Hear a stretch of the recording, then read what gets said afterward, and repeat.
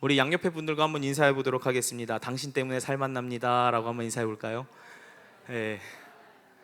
네, 한 번 더 인사하실 때 한번 이렇게 인사해 주셨으면 좋겠습니다. 당신 때문에 밥맛도 납니다. 네. 네. 내 옆에 나와 함께하는 사람을 밥맛 나게 하는 인생, 또 살맛 나게 하는 인생 되시길 주님의 이름으로 축복드립니다. 몽골이라는 나라는요, 아직도 유목 생활을 하는 사람들이 전체 인구의 40% 이상을 차지한다고 말합니다. 또한 우리에게 잘 알려져 있는 사실 중 하나가 몽골인들의 시력이 굉장히 좋습니다. 보통 우리나라의 시력이 좋다 하면 요즘 들어 한 1.0에서 1.5 정도 시력을 말하는데요, 이 몽골 사람들은 웬만한 사람들의 평균 시력이 무려 6.0이 된다고 합니다. 대박이죠. 저도 대박이라고 생각합니다. 이게 사람의 시력이 맞나 싶을 정도로 굉장히 밝은 시력이죠. 우리가 흔히 이런 사람을 무슨 눈을 가졌다고 합니까? 매의 눈을 가졌다라고 이야기들 하죠. 매와 독수리의 시력은 보통 5.0에서 6.0이라고 할 때 사람의 시력이 6.0이다라는 것은 굉장히 밝은 시력을 가졌다는 의미겠죠. 어떻게 사람의 시력이 이렇게 밝을 수가 있을까요? 그 이유와 비결이 있습니다.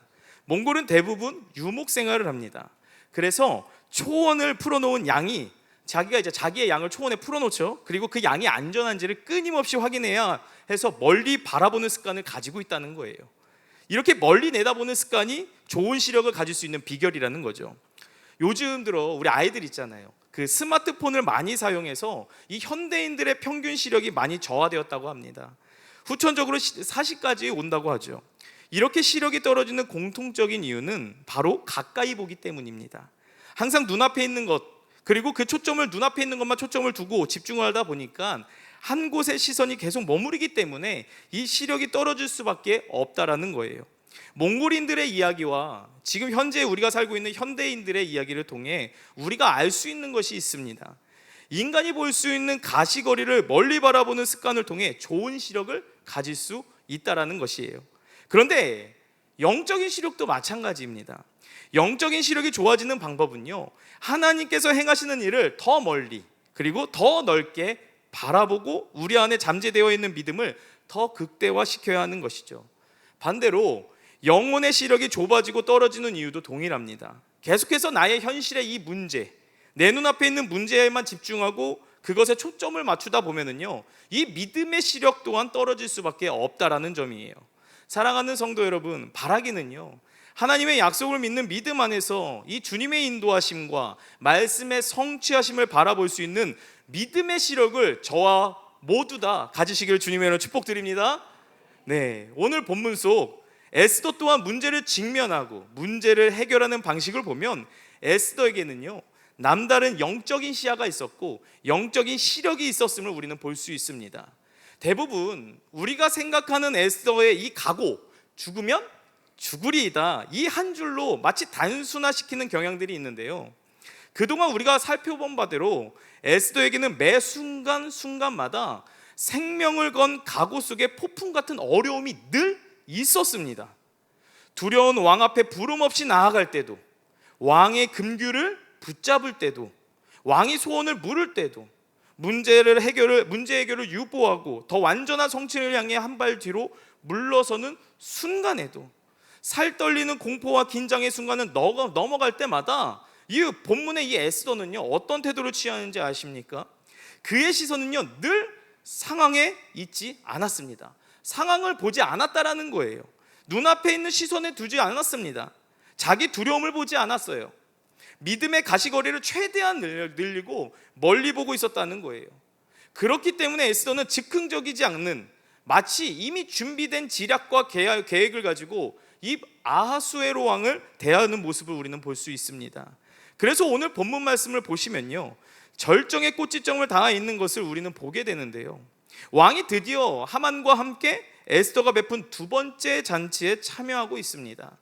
여기에서 완전히 역전이 일어나기 시작하는데요, 저는 오늘 7장 말씀을 보면서 굉장히 너무 놀랍기도 했지만 어렵기도 했습니다. 그래도 우리 한번 7장 말씀 한번 자세히 한번 살펴보려고 하는데요, 오늘 본문 1절 말씀 우리 다 같이 한번 읽어보시겠습니다. 왕이 하만과 함께 또 왕후 에스더의 잔치에 가니라. 여기서 중요한 단어가 하나 나와요. 또라고 하는 단어예요. 또. 에스더의 특징 중 하나가요, 에스더서가 에스더가 새로운 주인공이 등장이나 새로운 사건을 발생을 암시할 때 마치 시간적인 배경을 제시하는 것이 또 하나의 특징입니다. 예를 들어 우리 PPT 화면 보여주실래요? 에스더 1장 1절에서 보시면요, 성경이 있으신 분들은 줄 한번 그어보셨으면 좋을 것 같아요. 아하수에로 왕 때에 있었던 일이니 라는 포괄적인 시점을 나타내는 표현이 등장하고 있죠. 그리고 에스더의 새로운 왕후가 되면서 2장 1절 그 후에 라는 표현이 시작합니다. 하나님의 백성을 멸절시키고자 하는 하만이 등장을 나타내는 이 3장 1절에서는요, 이런 일들이 있은 후에, 그리고 발달과 전개가 이루어지는 이 4장 1절에서는 이 모든 일을 알게 되는 때에, 또한 죽음을 각오하고 왕 앞으로 나아가는 에스더의 각오 5장 1절에서는 뭐라고 얘기합니까? 제3일에 시점에 대한 표현을 더욱 구체화시키면서 긴박감을 보여주고 있는 거예요. 또한 하만이 모르드게를 죽일 장대를 세운 시점 5장 9절 말씀에는요, 그날에라고 명시하고 있습니다. 그리고 6장 1절은요, 그날 밤이라는 시간의 개념을 성경은 기록하고 있습니다. 이것이 말해주고 있는 것이 무엇일까요? 아하수로의 왕의 시절에서 그 다음, 그 후에, 그 다음 제3일에, 그 다음 그날, 그 다음 그날 밤, 이것은 전부 다 하나님의 때가 점점 갈수록 좁혀져 오고 있음을 알려주는 신호라는 거예요. 하나님의 보호와 안위 속에 담겨져 있는 이 포괄적인 시간을 지나서 구체적이고 직접적인 하나님의 개입을 나타내는 핵심적인 시간이 오고 있음을 우리에게 알려주고 있는 신호라는 거죠. 이런 관점에서 오늘 본문 7장 1절은요, 또라고 하는 시간차 공격이 시작된 것입니다. 에스더 6장에서 보았던 것처럼요, 이 하만에게 반복되는 부사가 하나 있었습니다. 그것은 바로 급히라는 단어예요. 급히, 빨리빨리. 하나님께서 악인을 작정하실 때요, 그때는요 더 이상 회개의 시간이 없습니다. 하나님이 급하게 심판의 자리로 몰아가신다라는 거예요. 그러니까 오늘 본문의 하만의 입장에서는요, 잠도 안 자고 밤을 꼴딱 새고 모르드게를 죽이고 이 잔치에 참석하는 게 목적이었습니다. 근데 6장에서 보았듯 갑자기 왕이 모르드게를 높이기로 명령을 내린 거예요. 그래서 하만은요, 왕이 타는 말에 모르드게를 태우기 시작하죠. 그리고 왕이 존귀하게 여기는 사람은 이렇게 할 것이다 라고 외치기 시작합니다. 그리고 급하게 집으로 들어와 무엇을 합니까? 아내와 친구들을 불러 이 일들에 대해서 토로하기 시작하죠. 그리고 6장 13절 말씀을 보시면요, 당신이 그 앞에서 굴욕을 당하기 시작하였으니 능히 그를 이기지 못하고 분명히 그 앞에 엎드러지리이다 라고 이야기를 듣는데, 하만은요 그 말이 무슨 말인지 전혀 이해하지 못한다는 거예요. 그리고 급히 신하들이 와서 두 번째 잔치에 데려갑니다. 그리고 오늘 7장에 딱 시작될 때 또라는 단어로 시작되고 있다는 것이에요. 왕이 하만과 함께 또 왕후 에스더의 잔치에 가느라, 이건 심판의 긴급성을 이야기하는 것입니다. 사건의 전개가 굉장히 빨리 진행되고 있음을 의미하고 있다는 거예요. 하나님이 심판하시겠다고 작정하신 이유엔 하나님이 더 이상 시간을 끌지 않는다라는 의미인 거죠. 그러니까 2절 말씀을 또 보시면요, 7장 2절 말씀, 왕이 둘째 날에 잔치에 술을 마실 때 다시 에스더에게 물어 이르되 왕후 에스더여, 그대의 소청이 무엇이냐? 곧 허락하겠노라. 그대의 요구가 무엇이냐? 곧 나라의 절반이라 할지라도 시행하겠노라. 저번 시간에 아하수르의 왕이 물었던 것처럼 오늘 본문에서도 에스더에게 똑같이 물어봅니다. 지금 왕도에 어떻게 보면 잠을 못 잔 상황일 거예요. 에스더의 소원을 듣고 싶어 안달이 난 것처럼 지금도 계속 물어보고 있고 도대체 어떤 소원을 낼지 기대하고 있는 거죠. 여기에서 3절 에스더는 뭐라고 이야기합니까? 3절 다 같이 한번 읽으시겠습니다. 왕후 에스더가 대답하여 이르되 왕이여, 내 생명을 내게 주시고 내 요구대로 내 민족을 내게 주소서. 여기서 이 에스더의 모습은요, 감정적으로 절대 대응하고 있지 않습니다. 울지도 않고 아주 절제력 있게 차분하면서도 고유하게 왕에게 이야기를 하고 있다는 거예요. 웬만하면요, 에스더의 입장에서는요, 왕이요 제발 살려주세요, 제발 살려주세요 이렇게 이야기하는 게 정상이라는 거죠. 그러나 에스더가 뭐라고 이야기하고 있냐면, 에스더가 대답하여 이르되 왕이요, 내가 만일 왕의 목전에서 은혜를 입었으면, 그리고 왕이 나를 좋게 여기시면 들어주십시오. 에스더의 대답은요, 굉장히 차분한 상태입니다. 지금 절체절명의 순간에 방방 뛰면서 내가 죽게 되었습니다, 이렇게 이야기하는 게 정상인데 그렇게 하지 않는다라는 거예요. 너무나 차분하면서도 고요한 방식으로 하나님의 때를 기다리는 모습을 보이고 있다는 거죠. 지금 에스더를 기록한 성경 저자는요, 하만과 에스더를 마치 대조하면서 기록하는 것 같습니다. 하나님의 심판으로 몰려가는 하만과 마치 하나님의 보호하심과 하나님의 인도하심 아래 있는 에스더의 차이를 보여주고 있다는 거예요. 지금 하만은 어떻게 몰려갑니까? 급히 빨리 몰려가고 있는 상황이에요. 이 상황이 어떤 상황인지 모르고 끌려가고 있다는 거죠. 하나님 앞에 끌려가는데 이 오늘 본문의 에스더는요, 마치 다른 장소에 있는 것처럼, 다른 위치에 있는 것처럼 너무나도 고요해 보입니다. 마치 하나님이 보호하시고 인도하신 뜻 안에 있는 사람과 하나님의 뜻 밖에 있는 사람, 다시 말해서 한 사람은 너무나도 차분하고 한 사람은 너무나도 급한 모습을 오늘 본문을 통해 볼 수 있다라는 것이에요. 영화로 만들면 하만과 왕은 마치 4배속, 8배속 빨리 테이프를 돌리는 것처럼 돌아가는데, 이상하게도 이 에스더의 시간은 흐르지 않는 것처럼 고요하게 시간이 흘러가고 있는 느낌인 거죠. 여러분, 이런 경험 없으십니까? 예를 들어 주변의 사람들이 우리를 보고 이제 저 사람 어떻게 사나? 이제 어떻게 살려고 저러나? 이렇게 이야기를 하는데 그 문제를 가지고 하나님 앞에 나온 나는 이상하게 마음이 고요한 거예요. 이상하게 차분한 거죠. 나도 어떻게 해야 될지 모르고 하나님 앞에 울면서 그 문제를 가지고 나와서 1시간, 2시간, 3시간 기도하는 과정 속에서 내 귓가에 들려오는 메시지가 하나 있는 거예요. 너는 약하지만 나는 강하다. 이 말이 마음속에 연기처럼 솟아오르기 시작하면요, 내 마음은 너무나도 평온한 거예요. 분명 하나님이 이 문제를 통해, 이 일을 통해 하실 일이 있으시겠다. 그 이후 내 마음에 엄청난 평안함이 찾아오기 시작합니다. 그래서 다른 사람들이 상상할 수 없는 고백을 하기 시작하죠. 문제 앞에서요, 감사의 고백이 나오는 것입니다. 또 볼까요? IMF 때 사업이 완전히 망해버렸어요. 길거리에 나앉았음에도 불구하고요, 하나님을 향해 감사하는 사람이 있다는 거예요.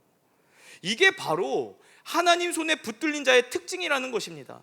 세상 사람들이 우겨쌈을 당하고 세상 사람들이 몰아서 죽이려고 해도 하나님의 손으로 덮어서 보호하시는 것, 이 사람들의 시간과 우리들의 시간은 다르게 흐른다는 것입니다. 지금 본문의 에스더가 이런 상황인 거예요. 너무나도 급하게 돌아가고 있는 급박한 상황에서 이 에스더의 시간은 너무나도 고요하게 흘러가고 있습니다. 심지어 이 에스더는요, 차분하기까지 해요.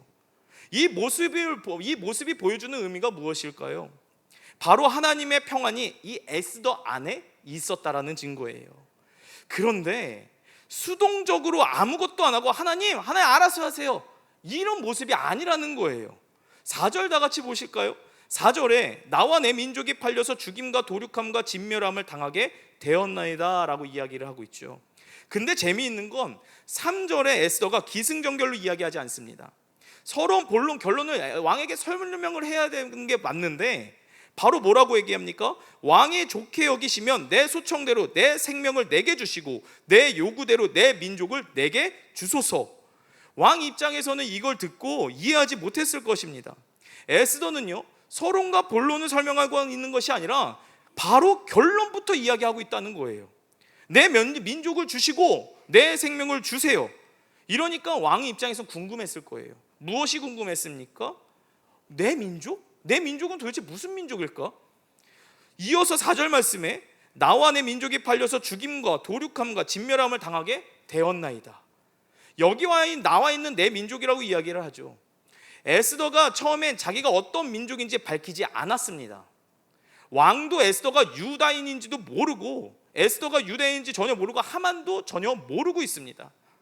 에스더 2장에서 모르드게는요, 에스더에게 너는 출신을 밝히지 말라라고 이야기를 했고, 그것에 따라 에스더는요, 순종을 하여 밝히질 않았었어요.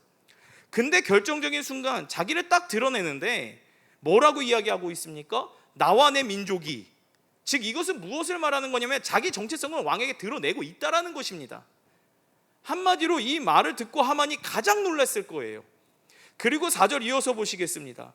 만일 우리가 노비로 팔렸더라면, 여기서 팔렸다라는 의미는요, 앞장에 1년치 세금을 하만이 왕에게 바쳤어요. 심지어 왕은 좋다고 그 돈을 받았고 이 모든 상황에 대해서 에스더 본인도 다 알고 있다라는 거예요. 그러니까 아하수르의 왕은 하만에게 지금 돈을 받고 우리 민족을 판 거 제가 다 알고 있습니다라고 이야기하는 거예요, 왕에게. 그리고 팔린 결과가 무엇이냐? 당신이 팔아서 노예를 삼은 것이 아니라 그 결과 나를 포함한 유다인들이 다 죽게 되었다라는 것입니다. 그리고 난 후 뒤에 무슨 말을 하냐면 이 모든 일의 최종 결재관제가 왕이었기 때문에 왕도 자유로울 수 없습니다라고 이야기하고 있어요. 만약 왕이 팔아서 노비가 되었으면 제 마음이 굉장히 아팠음에도 이야기를 안 했을 것입니다. 제 마음이 아팠겠지만 이것 가지고 제가 굳이 왕에게 이야기 안 했다라는 거예요. 그런데 뒤에 뭐라고 이야기하고 있습니까? 그래도 대적이 왕의 손해를 보충하지 못하였으리이다 하니, 이 말이 무슨 말이냐면요, 왕이 팔아서 진멸함과 동시에 그 후에 반드시 세금이 줄어들 것을 이야기하는 것입니다. 왜 세금이 줄어드냐? 하만이 1년치 세금을 줬기 때문에 1년을 보충할 수 있습니다.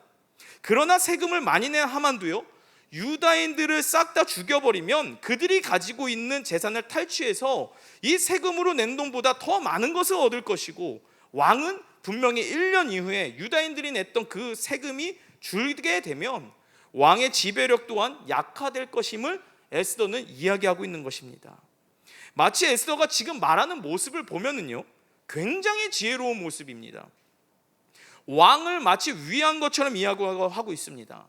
왕의 세력은 약해져서 결국 이 나라 왕은 나중에 하만이 될 것이다라고 왕에게 겁을 주고 있다는 거예요.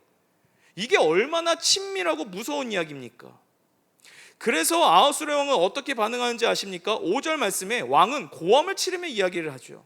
아하수르 왕이 왕후 에스더에게 말하여 이르되, 감히 이런 일을 심중에 품은 자가 누구며 그가 어디에 있느냐 하니, 왕이 진노를 하니까 에스더는 이때다 타이밍을 보기 시작했습니다.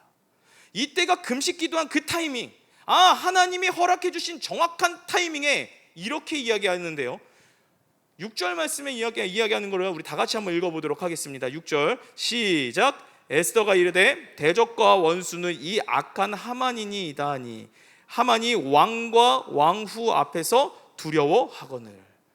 에스더는요, 이 절체절명의 위기 속에서 그렇게 기도하고 기다리고 기도하고 기다렸다가 결정적인 순간의 됨을 확신하자 하만의 음모를 오픈하기 시작합니다.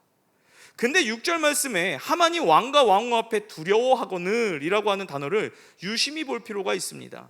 여기서 두려워하거늘이라는 단어의 의미가 무엇이냐? 구약에 하나님이 전쟁을 일으키실 때요, 마치 하나님의 임재하시면 적군들에게 공포심이 밀려옵니다. 이 심적인 공포심이 밀려올 때 성경에 뭐라고 기록되어 있냐? 그들의 마음이 물처럼 녹았더라라고 기록하고 있어요. 그 마음을 이야기하고 있다는 거예요. 이 마치 기드온과 300명 용사가 항아리와 횃불을 딱 들고 항아리를 깨면서 전쟁에 임했을 때 미디안 군대들의 마음이 두려웠습니다.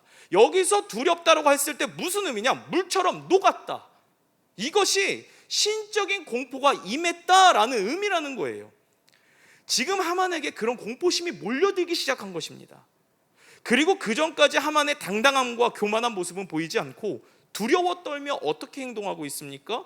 7절 말씀에 왕이 노하여 일어나서 잔치자리를 떠나 왕궁 후원으로 들어가니라. 하만이 일어서서 왕후 에스더에게 생명을 구하니 이는 왕이 자기에게 벌을 내리기로 결심한 줄 알미더라. 하만은 자신을 구할 수 있는 사람이 에스더밖에 없다는 것을 깨닫고 에스더에게 납작 엎드리기 시작합니다. 그리고 나서 하만이 엎드려 있는 것을 보고 왕이 뭐라고 이야기하는지 아십니까? 8절 말씀에 보시면 지금 네가 이렇게 생각하는 것도 모자라서 왕궁들에서 내 아내를 뭐 하려고 하느냐? 강간하려 하느냐라고 이야기하고 있다는 거예요. 근데 사실 하만은요, 강간하려고 하는 것이 절대 아니었습니다. 심지어 왕 또한 아닌 걸 알았어요. 그런데 왜 그렇게 이야기하냐면요, 왕도 하만을 죽일 구실 명분이 필요했던 것입니다. 그리고 지금 옆에 있는 대신들이 왕의 고함을 치르는 순간 끝났다라고 생각했을 것이에요. 그리고 기회를 보다가 왕이 강간까지 하려느냐 이렇게 이야기를 하니까 무리가 하만의 얼굴을 싸고 죽이는 장소로 끌고 가 모르드게가 달려고 한 그 장대에 매달아 죽입니다. 사랑하는 성도 여러분, 오늘 우리가 함께 본 이 에스더 7장이 우리에게 말해주는 메시지가 도대체 무엇일까요? 하나님이 심판하시기로 작성한 사람들은 회개의 기회가 없다라는 거예요. 하나님이 무섭게 끌고 가시는 모습을 볼 수 있다는 거죠. 하만을 보세요. 그것도 심판의 장소까지 끌고 가십니다. 오늘 우리에게 어떤 게 은혜냐면요, 말씀을 듣는 중에, 성경을 읽는 중에 나의 깊은 내면의 죄가 생각나고 기억나는 것, 이것 자체가 저는 하나님의 은혜라고 믿습니다.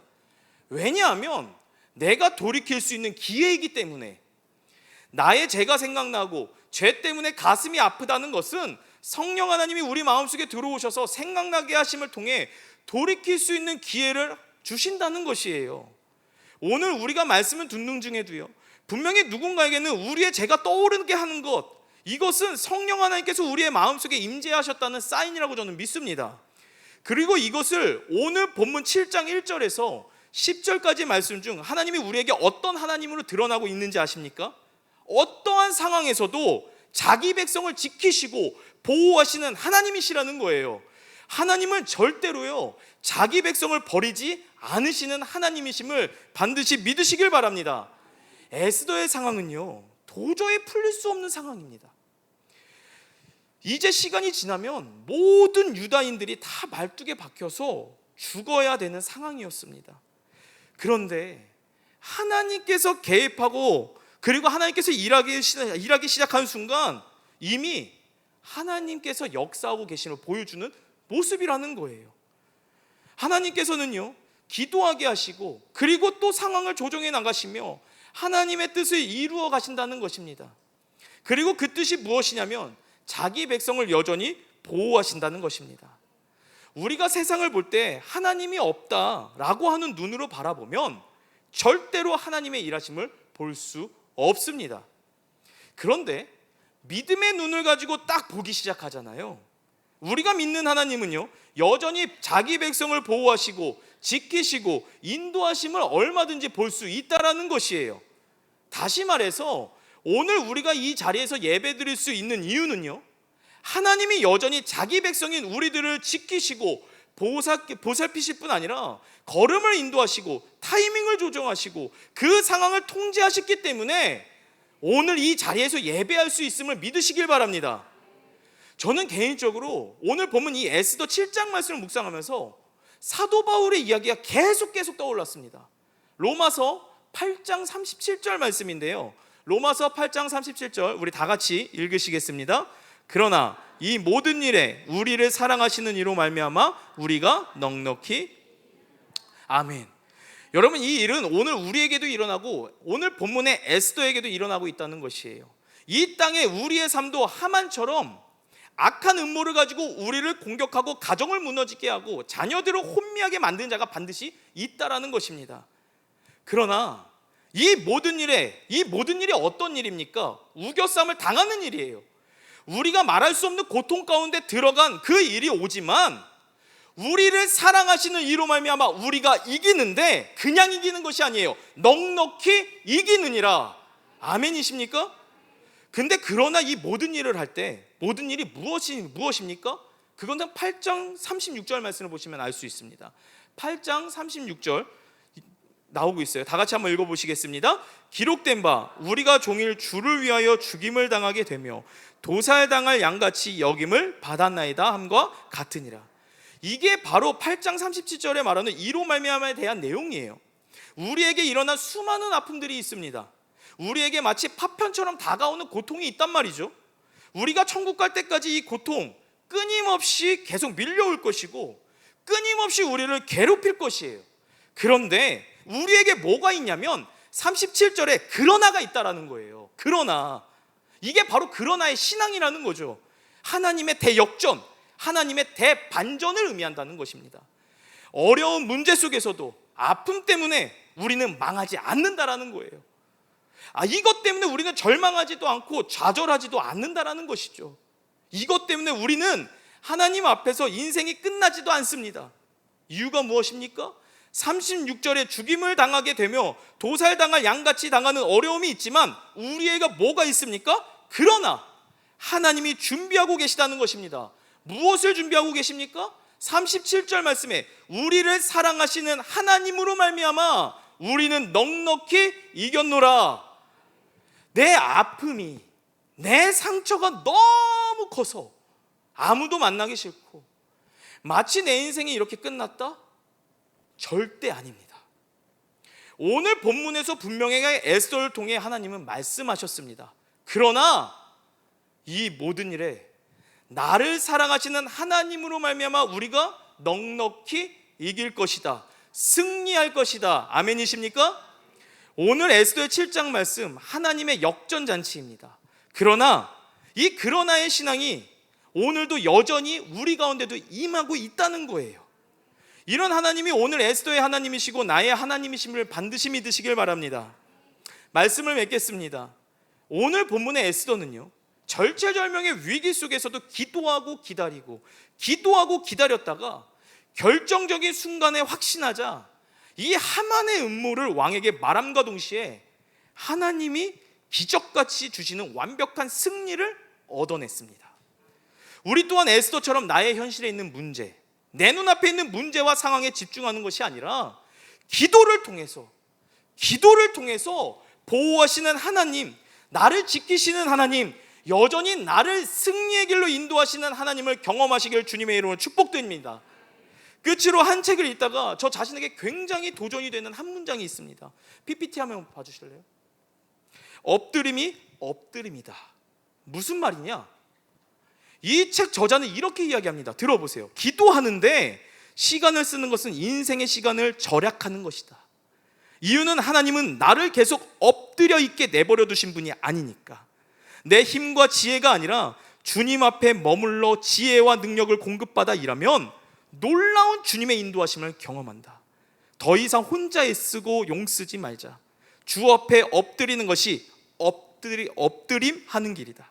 주님의 도우심을 경험하는 삶을 살자. 우리가 하나님 앞에 엎드리는 시간을 많이 확보하면 할수록요, 하나님은요 우리의 신앙을 업시켜 주신다는 거예요. 다시 말해서 하나님 앞에 엎드리는 시간을 통해 믿음의 견고함과 믿음의 시선을 가질 수 있도록 하나님이 나를 만들어 가신다는 거죠. 사랑하는 성도 여러분, 하나님 앞에 납작 엎드려 기도하심으로 오늘도 여전히 나를 보호하시고 나를 지키시고 심지어 나를 실패의 길이 아니라 승리의 길로 인도하시는 하나님의 은혜를 오늘 이 기도의 밤을 통하여 마음껏 경험하시기를 주님의 이름으로 축복드립니다.